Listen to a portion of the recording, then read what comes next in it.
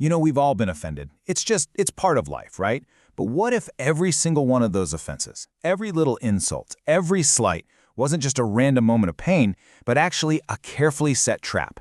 That's the huge idea we're digging into today, based on our source material.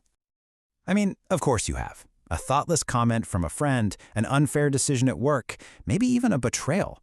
We all know that sting. But the real question is, when you feel it, are you just feeling hurt, or are you actually stepping into a trap? Let's unpack that. So, our source material kicks off with a fundamental, maybe even a little bit of an unsettling truth. Offenses aren't just possible, they're inevitable. They are a guaranteed part of the journey we're all on. And this quote right here, it frames this entire conversation. I mean, look at the wording. It doesn't say offenses might come, it says they must come. It's a statement of fact. So the real question isn't if they're going to happen, but what we're going to do when they do. And this is where things get really interesting. The source material asks us to completely reframe how we think about offense. It's not just a random insult, it's a deliberate trap. So what exactly is this trap? Get this. The original Greek word for offense is skandalon, and it changes the whole game. This word wasn't about hurt feelings.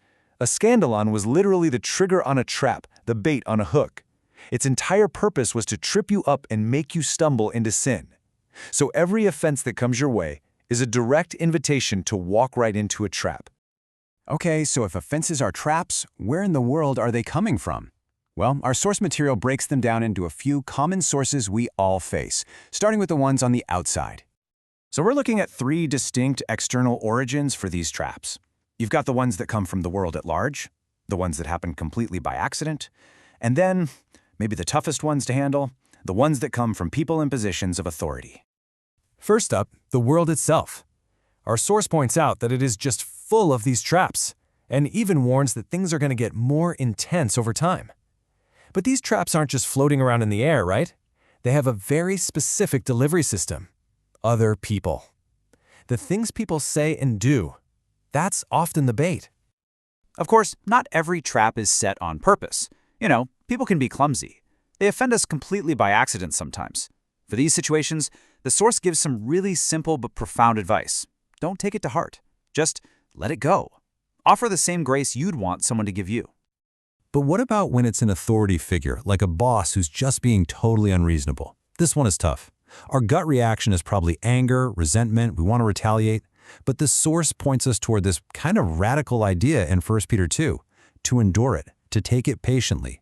The whole goal is to keep our own hearts free from the trap, even when we're treated unfairly. All right, so we've looked at the traps that come at us from the outside world.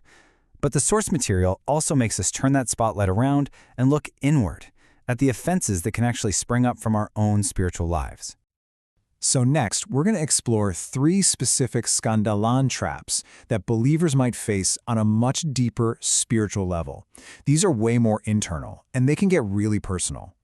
And check this out, because these 3 spiritual sources are so counterintuitive. I mean, the source suggests we can become offended with God Himself, offended because of our faith in Jesus, and even offended by the very truth we're seeking in the Word and Spirit. Wild, right? Let's break that down. The story of Cain is the perfect example here. He basically felt God was being unfair, and that feeling of injustice, that offense, was the crack in the door that let sin bust right through. And the source suggests this usually boils down to one thing: pride.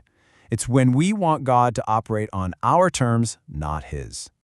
Then the source gives us this powerful paradox. Jesus Himself is described as a rock of offense.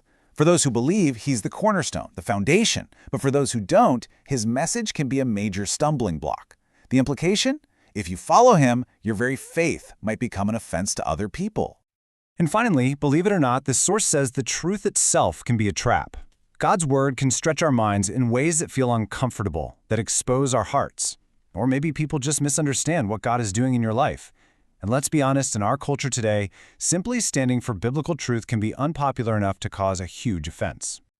So, we've seen where all these offenses come from, both externally and internally. And now the source material brings it all back to one single critical point.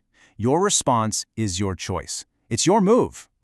So we've covered these 6 primary ways that these traps get set for us. from outside sources like the world, and from those internal struggles with our own faith. The source is crystal clear. Just recognizing the trap for what it is, that is the first crucial step to not falling into it. And this brings us right to the heart of the whole thing. Every offense you face is a potential skandalon, a trap just waiting for you to step on the trigger.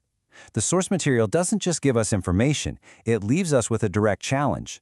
You know the traps are coming, so the only question left is, how will you respond?